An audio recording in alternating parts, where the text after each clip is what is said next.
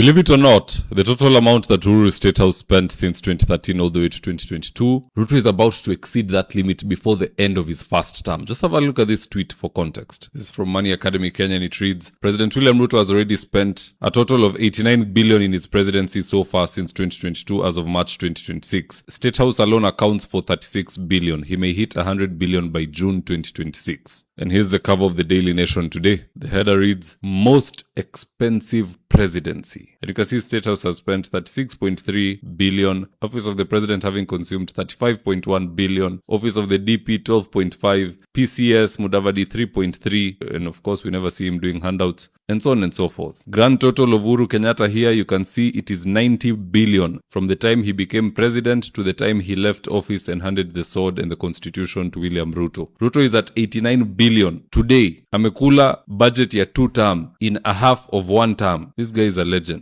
Now in this video, I want us to look at some of the reasons why Ruto's budget is higher than the Uhuru Kenyatta budget. And the Trump White House is also outspending Trump. And so with no further ado, let's get after it. Now the first reason why Kasongo has a bloated budget is because he usually gives money like peanuts to his allies. And the first time he openly admitted this madness was during Joanna Ng'eno's mass service. Just listening to this. Mbali na kuwa kiongozi hapa Emuru wa Digiri, Ng'eno pia alikuwa kiongozi katika jamii yetu. Alitembea sehemu nyingi hasa katika mambo ya artists.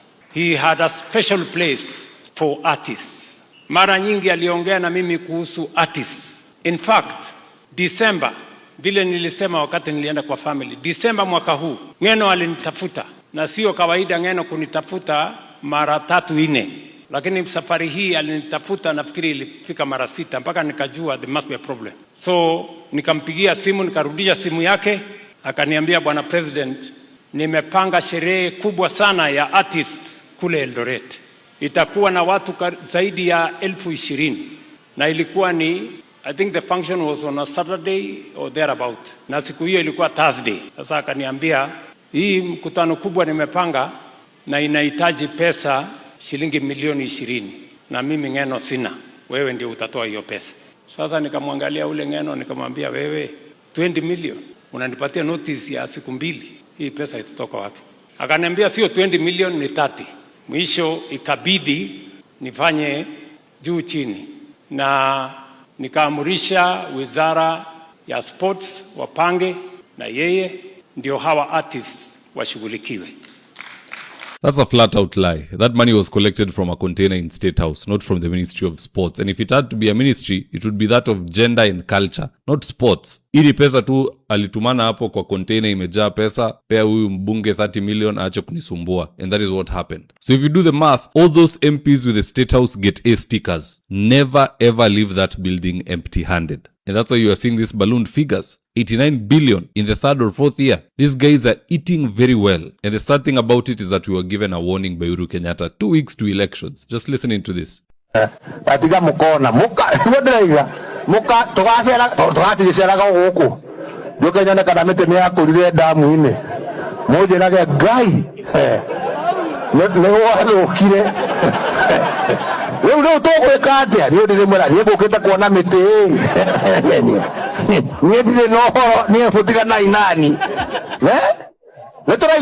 Second reason behind this disgusting spending of Ruto in State House is his love for traveling the world. Just have a look at this article, for instance. Very briefly, let me pay homage. The article was done by Emmanuel Tor of Citizen Digital. Onto the body, the control of budget, Margaret Nyakango, has raised a red flag over excessive executive travel, with the national government blowing away 25 billion in local and foreign travel in the last financial year. The expenses now come barely a year after the president promised to reduce the budget by 50% in an effort to reduce wastage. It has been 2 years since President William Ruto first pledged to cut government travel spending by 11 billion to allow for more money for development. How can he be reducing travel expenditure by 11 billion when yeye ndo anazurura zaidi kwa dunia? Can you really believe the devil if he tells you he'll stop attacking congregants and Christians? And to add on to that, Ruto was voted as the most well-traveled president in the same year of 2024. Even as we were speaking, jamaa ko Italy ameenda kudanganya Pope and the other Kenyans who are there. This guy is a problem and he needs to go. Third reason behind the ballooned figures is the reckless empowerment. If my memory serves me well, at one point, Sudi gave motorbikes, matatus, containers and all manner of things worth 45 million in Kasarate constituency alone. In fact, here he is bragging about it. Mimi na wao tumeweza kununua hii bidhaa ya milioni 45.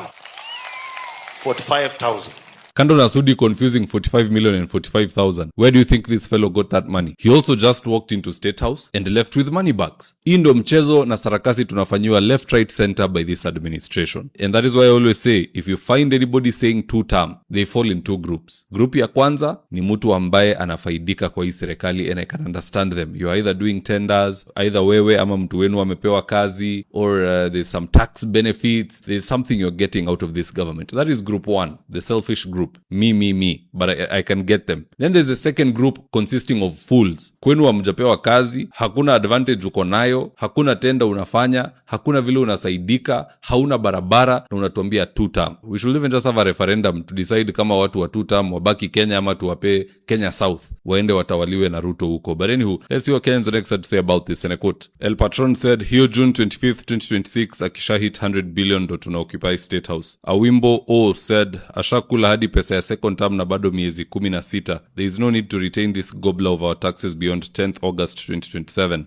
UL Keys said, Kenyans elected criminals but expect miracles. Seriously, we get what we deserve. But what say you guys? Do drop me your comments in the comment section below and I'll do best to read them and to give you a response.